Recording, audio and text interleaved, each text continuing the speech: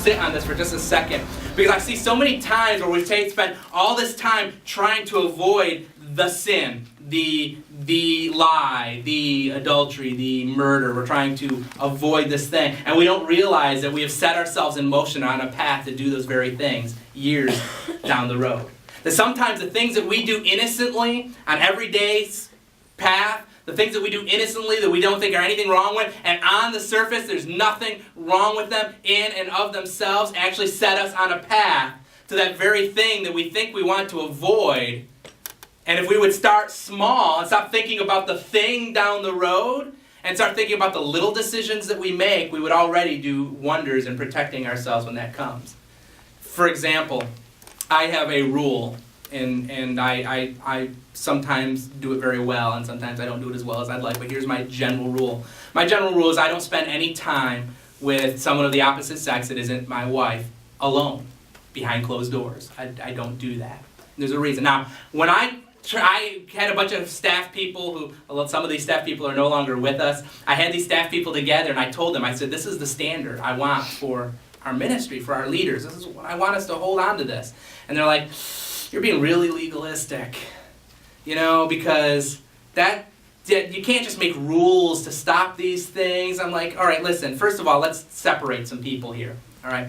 If your goal is to be purposefully deceptive and to do what you're going to do no matter what, no rules in the world and no boundaries, nothing in the world is going to stop you. You are already on that course. You've made up your mind. But there are some of us who do not have that immediate, I want to be evil, I want to do wrong in our head. And so we have boundaries in place so that we can protect ourselves, because our point is not to be malicious, right? I mean, if you're going to be malicious, you're going to be malicious, let it go. There's nothing to save you. There's no boundaries I can put on you. There's no good advice I can give you. You've set your course. Sail that ship, right? But if you really are wanting to protect yourself, there are things that you can do. One of the things that I do is I don't do that. Now, there have been certain of these people that have found themselves in very bad situations and have fallen very hard because of it. And I'm not a told you so kind of person, but for everyone who hasn't yet gone through that, I told you so. If you start this process now, let me explain it this way. Going out to dinner with a business associate of the opposite sex, by yourself for dinner. It's dinner, we're working late, gotta eat, right? Completely innocent. Nothing wrong with that in and of itself. But our goal is not to stop, and let me say this. Our goal is not to be a people that don't commit adultery. That's the wrong focus. Our goal is to be people who are faithful in everything. Not just in the big things, but in everything. And I trust most of the people that I would be in that situation with. And I tend to trust myself.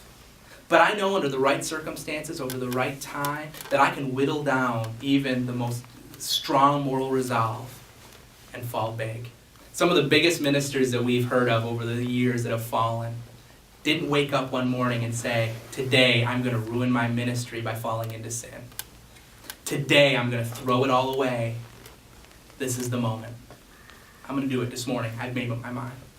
What they have done is they have started on a course of seemingly simple, innocent decisions that had no real effect on the state of their morality, but they continue and they compromise, and that gets wider and wider and broader until all of a sudden they find themselves in a situation where they've crossed a line they thought they would never cross.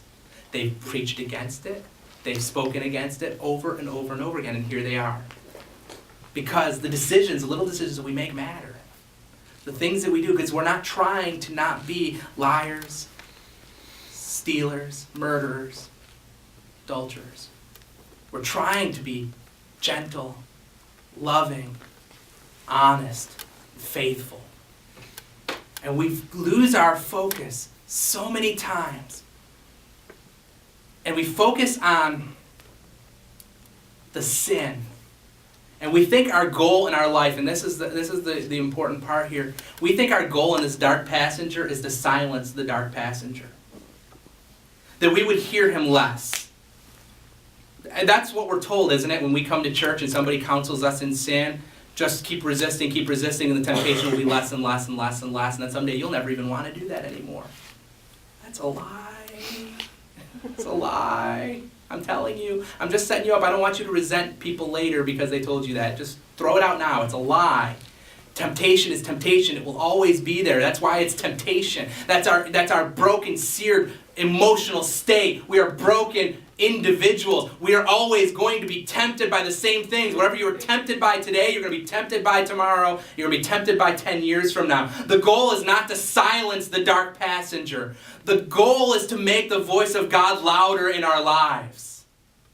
The goal is not to not be a murderer or not to be not hateful. It's to learn to be a gentle peacemaker. It's not the act. We focus so much on not doing the deed instead of becoming the child of God. We've missed everything. Our whole battle with the dark passenger is to silence evil, not to proclaim goodness. Our whole point in fighting this battle inside of us, when we read that passage and Paul talks about this battle, the only thing we can think about is, how do I silence the dark passenger? How do I silence the evil voice? None of us ever sit there and think, how do I make God's voice in my life louder than all these other voices? The dark passenger is loud, don't get me wrong. And years from now, you may think, well, I was talking to somebody who's, they're struggling quitting smoking, and one of their discouragements was they talked to somebody else, and they're like, yeah, I still want a cigarette today, just as bad as I wanted it when I quit years ago. And they're like, well, that seems hopeless. Like, why even bother then? If I'm going to want it that bad, there doesn't seem like there's any hope for that. Welcome to reality. Life is rough. We want to paint this picture of this easy life where we will somehow never want to do bad things. And that we will never want to submit and succumb to the seduction of the dark passenger. You're going to always want to. You're going to always want to. You can't change that. But you can want something else more. You can want the voice of God. We shared this in the last message. That garden experience with Adam and Eve, when they found out, when they took of the fruit of the knowledge of good and evil, and when God comes looking for them. I love this.